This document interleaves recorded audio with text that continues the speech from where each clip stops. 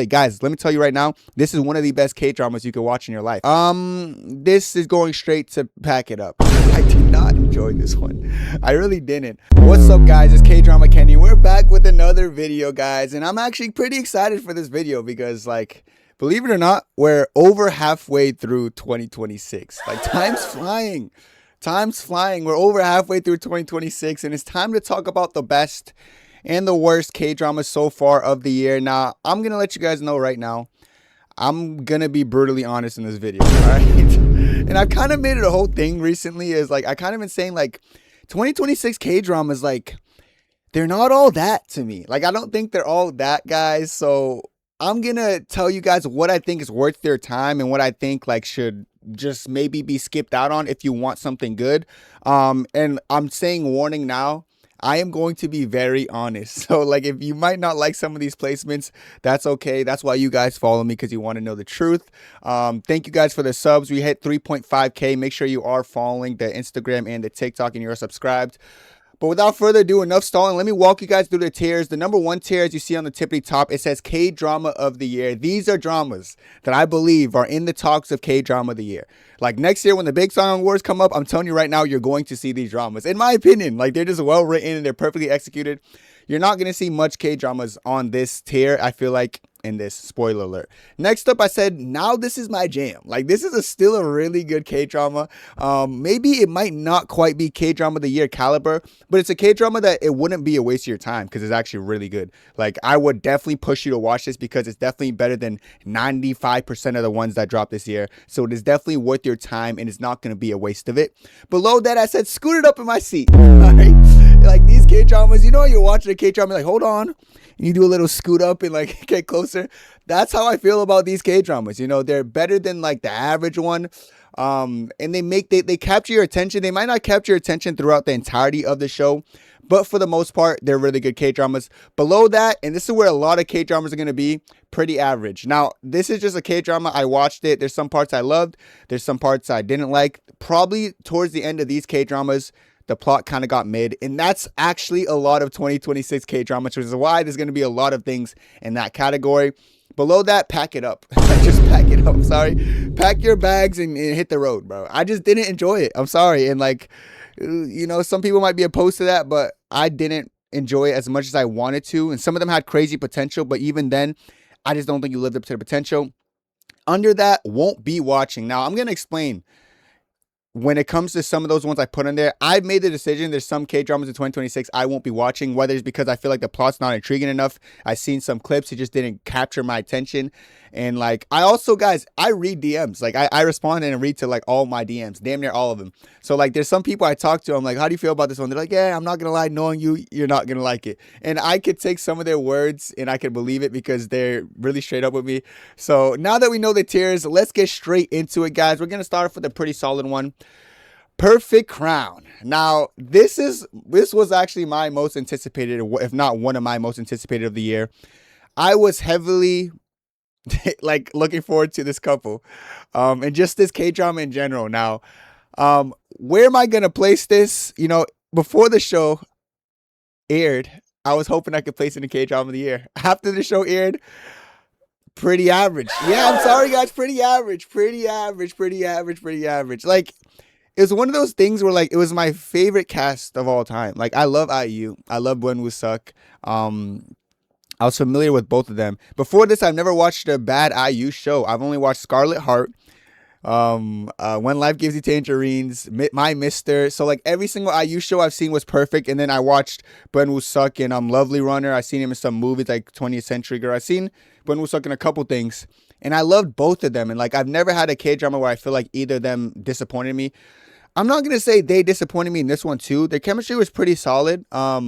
It was the best kiss scene IU ever had. So let's just give it up to her. She was paired up with Wonderfools and she showed that she could have some good chemistry. You know what I noticed, chat, though? I'm going to say this. I know it sounds probably weird to say, like, Wonderfools carried that chemistry in that scene, bro. I'm not going to lie. Like, he just carried it. You know, IU, like, I've noticed in a lot of her, like, romances. She's not huge on, like, the, like, extra. She's good in, like, she picks good scripts, but like as far as chemistry goes, I never really look at IU like, oh my god, she just gonna deliver in every kiss scene. She's more of just like a she picks out good scripts. I'm starting to realize that more than anything, because like what I loved most about Scarlet Heart and When Life Gives You Tangerines and My Mister wasn't really the chemistry, even though some of those are romance oriented. It was more because the script. Now this is the first time I seen IU in a script that wasn't all that, and I will say it kind of opened my eyes. Like, you know what, like, the script's a big part of the K-drama. Now, I always know this about a lot of people, but like, it did let me know that, and it was a bit surprised. I was like, damn. So it was really just the scripts for the most part why I really loved a lot of these shows. Her acting's still good to me. Like, I'm not saying her acting wasn't all, like, it wasn't great. You know, I'm not saying it was bad acting. I think her acting was solid. I just feel like the script is definitely a big part about why I was big on a lot of IU shows. As far as Ben Woo-suk, he's Ben Woo-suk. Like, I like him as an actor as well, but I will be real. Like, the second couple for this one, and this one stole it from me. Like, they're the reasons I actually ended up liking the show. Their unexpected kissing, the chemistry, like, their build was really good in this one. The plot was solid initially. I feel like towards the end, it kind of got a little bit but that's like every K-drama in 2026 I've noticed. I can't lie. Like, the plot starts to fall off. I really did like the whole evil queen and her, like, storyline. I liked how she started falling for the male lead, or like how we found out she actually liked the male lead. Her whole storyline and her acting in general, she stole the show from me. She's one of my favorite parts about the whole show. Other than that, it was a pretty average show. Like, it's just nothing I'm gonna rave about. Like, you could watch it, but it's gonna be like every other 2026 K-drama, where it starts pretty solid, then as the show progresses, it just doesn't amplify. The plot kind of gets mid. That's pretty much every 2026 K-drama in a scope. So yeah, that's just me being honest. Next up, Filing for Love. This is one where I feel like chemistry was a big part of it. Like, I feel like chemistry was a really solid part about this show. That made it a bit different than the average one. Like, I will say this one's, like, the chemistry was a big part of it. When it comes to the overall plot, like, I feel like it started pretty strong. The scandal started pretty strong, but it started getting into, like, the whole storyline with the brothers and, like, who's gonna own the company. I didn't give a crap about that storyline, guys. My favorite part was when just the little push and pull with the male lead and female lead and how they started falling for each other, guys.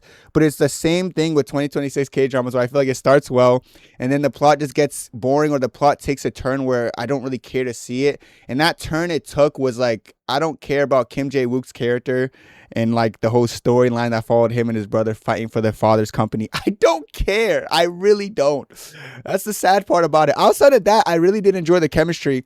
I'm kind of in between two places. Scooted up my seat, because I was scooting up my seat like early on. The chemistry started off on a strong note, but I still think it's pretty average. I'm not gonna lie, damn. And I liked this one to an extent, but I'd be lying if I said, with like these other ones usually are, starts strong and it starts falling off. That's the common occurrence I'm starting to see with every 2026 K-drama, and that makes me feel like it's pretty average. Maybe I could put it up to Scoot It Up in my seat. It wouldn't be a bad shout to do that. Oh man, I'm confused. But like, why would I do that? Okay, I think I liked it better than Perfect Crown. I will be honest there. You know, I did like it better than Perfect Crown. I just wish some things could have been done differently for the plot. But yeah, I'm going to leave it pretty average. I'm sorry. I'm going to leave it there. I know I'm being strict, guys, but that's just the truth. Next up, Sold Out on You. I won't be watching. This is one I didn't watch and one I won't be watching. I've never really clicked with On Hyo Sup. Feel like he's kind of stiff in his acting. From the clips I've seen, this would not change my opinion. I just don't think it will. Seems like a small town K-drama. It seems like the typical one where like the male lead goes to a small town, you know, or like, no, the female lead goes to a small town, meets a male lead who probably does multiple jobs for people in the small town, you know, kind of like that vibe, a hometown cha-cha-cha vibe, you know. But like, I feel like the lead's chemistry is not going to be hitting the way I want it to. And I like, the thing about that, you got to make up for it with good acting. Like, if it's going to be like kind of a predictable plot like that. And I just feel like On Hyo Sub doesn't really give me that vibe. I have seen clips of it and like the chemistry clips, and like, I'm not feeling it, man. And I wouldn't feel it. So I won't be watching. Honestly, that's probably a good thing for some people that I'm not going to be watching that. Cause like, I might just be real wicked honest and people might not like my opinion on that. I don't know. With On Hyo Sup, I watched him in 2 K-dramas, Business Proposal and A Time Called You. He was a little bit better than Time Called You, but I still feel like I don't, something about me and him don't really click. I can't really pinpoint it, but I will not be watching Sold Out on You. It's just not a K-drama that I'm looking forward to, and one I will not put myself through because I feel like I will not enjoy it. Moving on from that, we got The Wonderfools. Another one I won't be watching. Now, this one, I'll say, I'll put it in front of it. This one could be, I can be convinced. I was very against superhero shows. I just watched Moving about 3 days ago. That's a superhero show. That was really good. But here's the problem with watching Moving, which I gave a really high score. That was really good plot. Here is what my fear is. I watched that, so my expectations for superhero K dramas are pretty high. If I were to go from Moving to Wonderfools, maybe it's better than Moving. I don't know. Like, you guys will know more than me. But I have a fear that because I'm already kind of like skeptical about watching Wonderfools, even though I'm getting so much recommendations. So say I do watch Wonderfools, am I going to be disappointed? And if I am disappointed, does it have a lot to do with because I'm coming off of Moving, a superhero K drama, and it was just a lot better? I don't know. I'm open to this to an extent, but I feel like overall I might have to be convinced. But I do think you can convince me. But if I watch this, end up wasting my time, I'm gonna be a bit frustrated. But moving on from that, I am open to it. Let me know in the comments. We got Teach You a Lesson. I just finished this yesterday or 2 days ago. Just dropped my rating review. If you guys haven't seen that, I'll tell you right now, K drama of the year nominee. Teach You a Lesson, man. I gotta give it to them. This was brilliant. It was a really good show, guys. I went into this one not with high expectations. I don't know why. I just wasn't thinking I was going to give it a high score. It was really solid from episode 1, guys. Like, the emotional presence, every single storyline was good, guys. Episode 1 storyline was really strong about that guy who, like, bullied the kid. The kid ends up jumping off the building, then he goes to bullying that other male, the male lead in the first episode. And then, like, the real male lead comes in and just gives him a taste of his own medicine. The whole concept of the show was really solid. And it was so satisfying. Like, oh, man. There were some bullies I was watching this show. Like, oh, I can't wait till you get what's coming from you. And then, like, just the show did a good job, like, making them really feel the pain of the victims. Like, they really went in on it. And I really liked the emotional presence, especially early on. Like, the first couple episodes. There's so much of my favorite. Like, I loved every episode. I don't really know which episode was my favorite, guys. I don't want to spoil too much, but watch it, guys. Like, you're going to be laughing, you're going to be emotional, and you're going to be, like, enjoying the action scenes. It's just a well-balanced K-drama. I feel like the genre mixing was really good in this one, and it was it's a very satisfying watch. One of the best K-dramas of the year. This is probably arguably a lot of people's favorite, and it's arguably my favorite too. There's really one other one that I'm conflicting on whether it's better than this one, but this is probably the best K-drama 2026, and I really think a lot of people should watch this, guys. I don't feel like you guys should be sitting back and, like, skimping out on this one. So yeah, I will put it on the highest tier for the first one so far, K-drama of the year, because it deserves it. Next up, we're gonna go, Can This Love Be Translated? This is the first rom-com of the year, actually, that I watched, and probably a lot of people watch.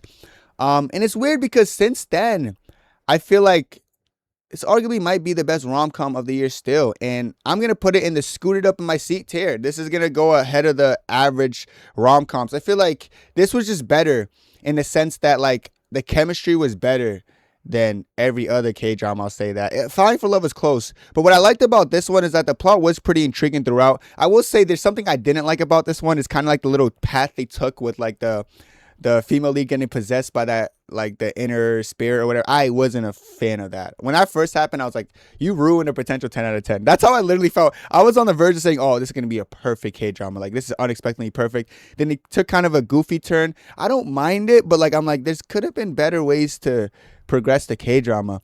And then there was, like, a whole storyline following the female lead's mother, I believe it was, that we didn't really get clarity for. So the ending wasn't all that, but it still was one of those ones that made me scoot up my seat. I was really enjoying it. So I am going to say this is one of the, if not the best rom-com of the year. I think it's the best rom-com of the year. I don't think I watched a rom-com better.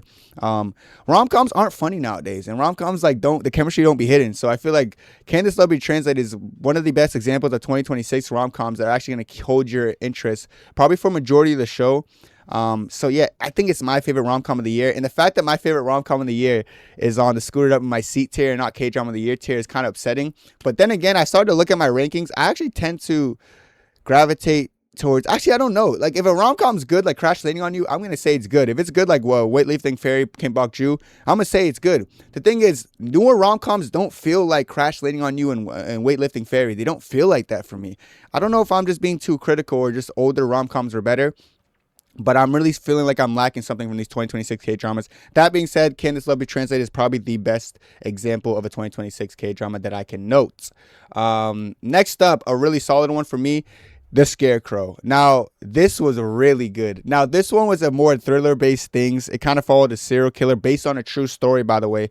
This is really good. I'm actually between two places right now. Now, this is my jam. Nah, this could be a nominee. I think the Scarecrow could be a nominee of K-Drama of the Year, guys. It was really good. Storylines were really nice. Like, I feel like people got to put respect on this K-Drama, guys. Like, it's one of the best thrillers. It's the best thriller of 2026, matter of fact. Not one of the best thrillers. No other thriller lived up to this one. There's some good thrillers as well. Like, it's not like there was no other competition in the thriller aspect. But this is one of those thrillers I'm going to look at and I'm going to say, guys, let me tell you right now, this is one of the best K-Dramas you could watch in your life. Storylines were great. Character development was great. Like, there's characters that are so stubborn to the end. It's something I don't want to spoil too much of. Just know it follows someone who kind of like impersonates a scarecrow while going around murdering woman. Very well written. Like I said, since it's based off a true story, some of those stories in the show are true, which makes it more of like a heartfelt experience as well. Just a very well-written masterpiece that I think is definitely in a conversation of K-Drama of the Year. One of the best K-Dramas thrillers you could ever watch. I think it's top 3 thrillers of all time. Yeah, I'm giving it that good praise, all right? I'm giving it good praise like that. Mouse, Flower of Evil, and then maybe throwing the Scarecrow is one of the top 3 thrillers of all time. That's how good this one is. So that's just me telling you right now, watch this. It's going to be worth your time. You guys know how strict I am, and I'm telling you right now, this K-Drama is different level, so don't be opposed to watching this. Which is better between Teach You a Lesson and that? Maybe I'll give a slight edge to Teach You a Lesson, but like I said, its rates are close. Both are nominees for K-Drama of the Year, and I wouldn't be surprised if either one wins an award in the big song. Next up, though, we're gonna talk about Boyfriend on Demand. This is going straight to pack it up. I did not enjoy this one. I really didn't. And a lot of people did, but like I said, some people just care about the cast. I know Jisoo is very popular. I'm not huge in K-pop, and I don't really glaze based on just the actors. If I did, I would put IU and Bloodhounds K-Drama a lot higher. But I'm just doing this honestly. I didn't really find the show that great. I will say the show, the concept was cool. I feel like it was a cool concept. When you have cool concepts, you're more inclined to enjoying the show. But I just feel like they spent a lot of time with the female lead just going after people in the online world more so than the actual man lead. So Soy and Guk, I'm probably saying his name wrong, but he needs to find better roles, gang. Like, I don't like this expressionless role he constantly plays, and he's paired up with one of my favorite actresses, Park Ji-hun. He's doing the same thing off his role where he's mad stoic. I'm not a fan of it at all. But yeah, male lead a little bit too stoic and expressionless for me. Female lead wasn't even bad in this one. I just wasn't that intrigued on the progression, and just like every other 2026 K-drama, longer it went, the worse it got. Wasn't a fan of Boyfriend on Demand. I do think it's the worst K-drama of 2026. So I'm gonna put it there. Next up, let's talk about Bloodhounds Season 2. Now, action genre in general, I usually like more. This one, I like looking back at it, I was a little bit more critical of Season 2 than other things because I really enjoyed Season 1. Season 1, if you guys didn't know, that was my highest rated action K-drama of all time with a 9.4, I believe, out of 10. I don't rate actions that high typically. I rated it that high because I loved it. Season 2 wasn't as good as Season 1. I see people saying that. They're wrong. They're forgetting about the emotional presence in Season 1. They're forgetting about a lot. The friendship dynamics felt more real in Season 1.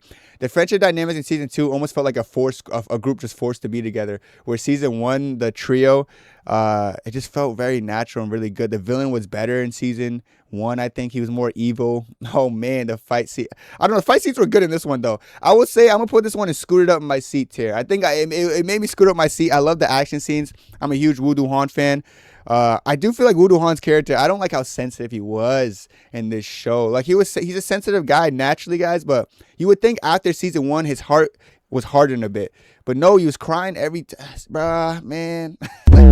He was crying over everything, bro. Like he stubbed his toe and start crying. Nah, I'm joking, but I was not feeling that, man. I wasn't. But I really like Lee Sang-yeek's character, but he was so nerfed in this one. Like he was so hurt the whole time. It was annoying that he had to do the whole season injured. Like I like his aura. Like he's actually my favorite Bloodhounds character. Like I like the way he emotes on people and the way he like frustrates people with his fight style. He reminds me of me, bro. Like I've been joining the boxing gym lately, and I don't be emoting and stuff, but like he's what I like to think I could do. Like what I like to be, like I like Lee Sang-yi as a character. I really wish he just wasn't super nerfed in this season, but I'll still put it and scoot it up my seat. I do think it's worth watching. It's Bloodhounds, guys. It's still a good show. It doesn't live up to season 1, but I still think it's really good. Next up, we're gonna talk about a C drama. Why not? C dramas are pretty solid, and I feel like this C drama was pretty solid. This was a rom-com. This is the only C drama I watched of 2026. I did watch Speed and Love, which is in 2026, but that was dropped late 2025, so I'm not going to really count it as a 2026 drama. It was horrible anyway. But Pursuit of Jade was solid. It was one of the better rom-coms. This one was weird because it was at a point that it was really good. Like I remember the first 20 episodes, maybe really good. The thing, I just said first 20 episodes. I'd be forgetting how long these are. But towards the end, like the plot kind of fell off. But there was storylines that kept me intrigued throughout, I will say. But I feel like the leads kind of lost the plot towards the ending portion. Like the last 10 episodes, it went to shit. Like I started to not care about them at all. Damn, that's so disappointing because I'll be real. There was actually, I thought this was going to be a 10 out of 10. Like, I forgot what episode, like 18 or so. I was like, oh, this is going to progress to a 10 out of 10. But I remember myself vividly actually struggling to finish it, which just sucks to say because it had such promising mid portions. That's the thing about C dramas. They're so long. So if they lose the plot, it gets harder to watch. There was that very toxic second couple that I actually did enjoy. They had a very tragic ending, but I actually did enjoy the whole progression of that. I'm between now. This is my jam and Scooted Up my seat. But I think I'm going to settle with Scooted Up in my seat just because yeah, it sucked to watch it kind of gradually kind of fall off as it progressed. So I can't say it's that good, but I will say it's good, and it's better than majority of the C dramas this year, or K dramas this year. So maybe C dramas are something I should look more into. Next up, this is The Legend of the Kitchen Soldier. I will not be watching. It's just the plot's not that intriguing to me. Stat cast, Lee Sang-yee's in it, Park Ji-hoon. There's a pretty stat cast in that one. But just nothing that's gonna pique my interest, so I'm just not going to be watching. Next up, we'll talk about Eye to Eye. Yeah, I'm gonna put it in the pack it up, but it was better than Boyfriend on Demand. This one was one of those ones, like I said, the plot was really promising as well. I really wanted to enjoy it. But the female lead's acting she was just so expressionless, and I remember that was throwing me off. Like, I felt like I saw no emotions in her acting, even when she was a fangirl saying, oh yeah, la, like cheering on the guy. She looked so expressionless. I just didn't like that. Like, I guess I like actors who okay, yeah, I like seeing actors act. Like, I like seeing a little bit more expression in the face. I remember I didn't like that aspect of it. And I remember, it was weird the way it progressed. I remember, I don't know, the progression was weird. I remember, when he found out she was being, stalkerish and, was a huge fan, he pushed her away, and then the next episode it was like that. He was like, never mind, I like you too. It was a bit weird. The way it progressed felt a little bit choppy and clunky, and I hated how they wasted the chemistry, guys. I don't know if you guys see the behind the scenes with these two. Go watch it if you haven't. Their chemistry is through the roof. Their kiss scenes and everything, they're amazing in the show, but we just got one episode of that because the whole time they're kind of focused on the main plot, which this is a thriller primarily more than a romance, I guess. But I will say the plot twist was pretty solid in this one. I did enjoy the plot twist of that. It was kind of cool. The acting in this one, there was multiple characters I remember, though. The acting felt a little bit off to me. I was like, this acting's not that great in this one. And I hate when I feel like acting isn't solid. So acting was a big part about this one that kind of made me feel iffy. The overall plot wasn't bad. It was boring in a lot of portions, but the plot twist was cool. But I do think it was just a waste of chemistry, and I feel like the plot could have been more intriguing throughout. Neither here or there. I'm going to put it in the pack it up tier. Ooh, I'm rhyming now. All right, next up. This is called Doctor on Edge. It's something I haven't watched and something I probably won't be watching. I've seen these, and I'm very familiar with both actors, first of all, with Shin Yi-yeon, I think I said her name right, and Lee Jae-wook. I've seen their kiss scenes and all that already. I'm just I'm okay off it. Honestly, I could be convinced, though, because I've seen the second couple in this, I believe, and I feel like the second couple looks intriguing. But yeah, I don't know. Nothing about the plot makes me want to watch. And then these whole Doctor K-dramas in general, I'm kind of iffy about that. They're going to have to be very intriguing for me to for it to pique my interest and make me want to watch it. So I don't really know about this one. But so far, I have the thought process that I won't be watching, if you guys were wondering. All right, next up, a K-drama called Love Me. Now, this one, I was actually expecting to be one of the best K-dramas of the year. It had that slice of life feel that I love. Strong emotional presence. I like the start with the lead. It had multiple storylines. I like the way it started with the male lead. There was a K-pop idol in this called Daehan or something. I got introduced to her in this. Her acting wasn't bad. You know, but the best storyline was following like the father in this one. Strong emotional presence. He had the best storyline. That was very interesting. I will be real. Every other storyline outside of the fathers, as the show progressed, I found myself not caring about the storylines at all, like vividly not caring at all about those storylines. From the one with the idol, from the one with the male lead and the female lead, I just found myself like feeling like the storylines were falling off, like they were both dry. I would say pretty average probably is a good place to put this, but I'll say pretty average in the sense that like it was average, but it wasn't a bad watch experience. I wouldn't, guys, everything I'm putting in pretty average. I'm not saying don't watch it, avoid it. I'm saying it's not bad, but like you get that average feel you've been feeling with most of your 2026 K-dramas where like you're watching, it's pretty decent, but it's nothing to rave about. It doesn't really make you scoot up in your seat too much, but you're gonna watch it probably the whole thing. You're probably gonna finish it, maybe you're not, but it's not a bad experience. So that's why I'm gonna put it there, and I feel like that makes a lot of sense. Next up, I'm gonna talk about The Art of Sarah. Now, this was, when I first watched it, something so refreshing because it was significantly better than most of the K-dramas I already watched in the year. I had this as thriller of the year before I watched The Scarecrow.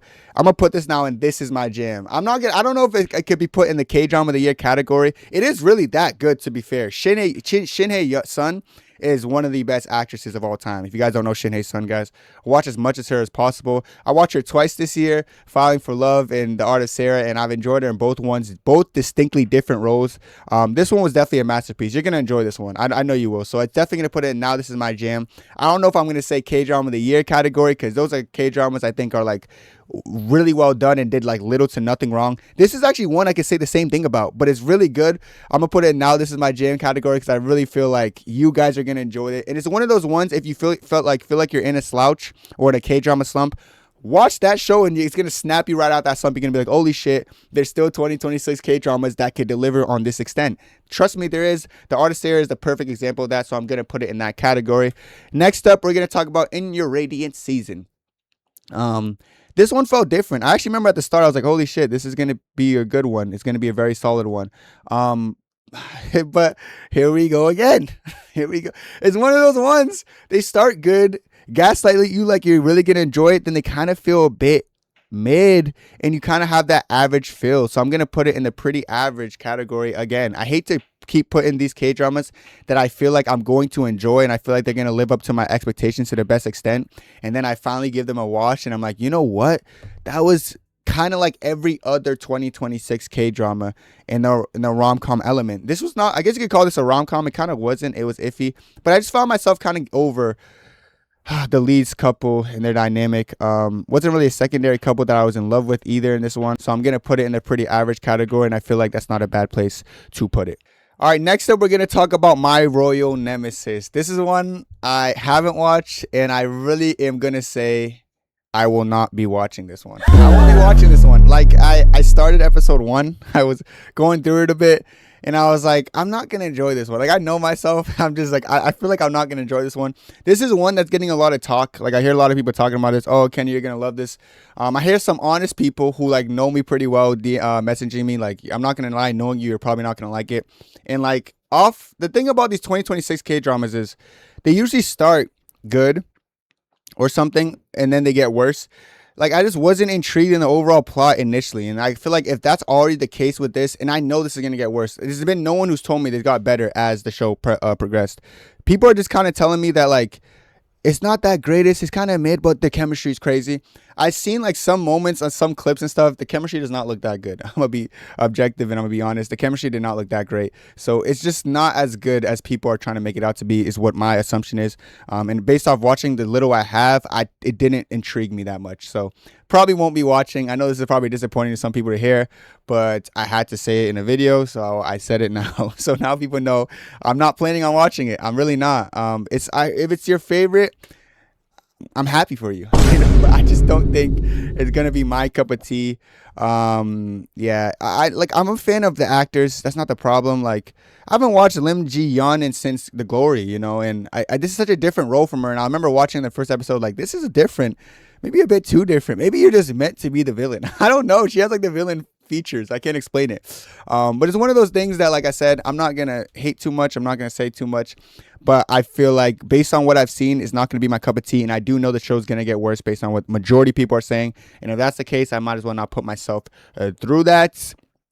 Next up, If Wishes Could Kill. Now, this was also one of those ones similar to the artist here. When I watched it, I was like, holy shit, they actually still make really good K-dramas in 2026. This is going straight to, now this is my jam. Like, this was my jam. This and the artist Sarah made me realize majority of the K-dramas, you guys can actually notice this. Look at the list right now. What's on top? They're not rom-coms. They're not like primarily romantic K-dramas. They're actions, they're thrillers, they're things like that. And that's another one. As you can see, If Wishes Could Kill, it's more of a thriller, almost a horror K-drama. And I really feel like it was different in the best way possible. This was binge-worthy. This is actually the fastest I watched a K-drama the entire year. I got through this in like a day and a half. Like, not even. And that's like something I don't do anymore, because like K-dramas don't get me that involved. But this is one of those ones I binged and I got through pretty quickly, because it was just that good. Not really a boring episode at all. I feel like the plot actually gets more intriguing as it goes along. The storylines are very strong.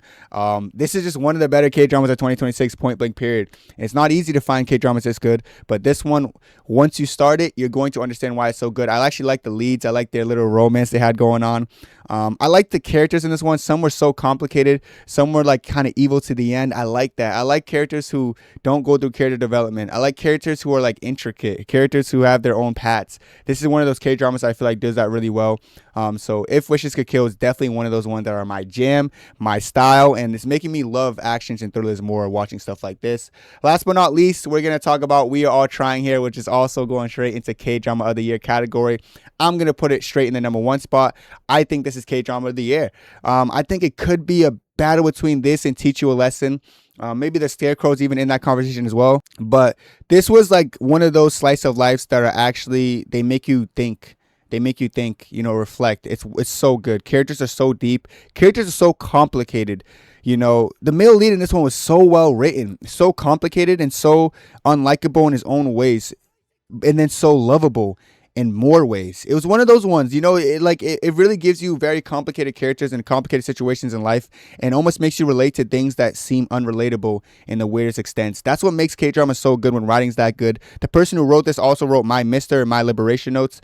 I have watched My Mister, haven't watched Liberation Notes, but I know that both of those are really good shows. And there was no surprise. I actually like this the same as much as I like My Mister. I think I give them both a 9.7 out of 10. They're just both really good for their own reasons. The emotional presence was perfect in this. The humor was perfect in this. The friendship dynamics, everything about this was really well written.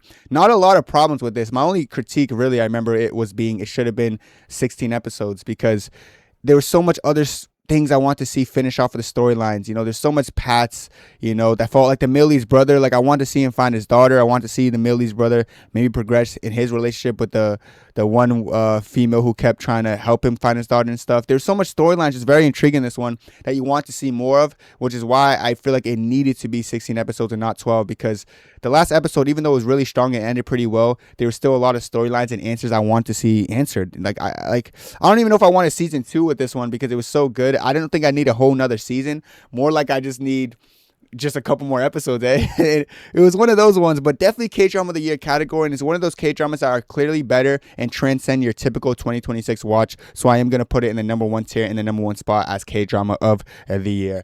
This is my tier list. I think I did pretty good, you know, with these ratings and these rankings. Let me know what your thoughts down below. I think I am pretty cruel, not cruel, but I think I'm pretty strict on some of these. But that's how I am. Like, I'm going to tell you guys the truth. Don't get the pretty average category too like mixed up. Like, I think they're average in the sense of how typical 2026 K-dramas are. The average does not mean bad, though. I do think some of you guys are going to love the average one. Some of you guys might not like it, but they're pretty average in the sense that they just start good and they end bad. The ones above that, they're a little bit more intriguing, but the ones in Now This Is My Jam and K-drama of the year, they're K-dramas I legitimately believe anyone could watch it, and very few are not going to enjoy it. This is my list. Let me know your thoughts down below. That's it for me, and have a good day. Peace.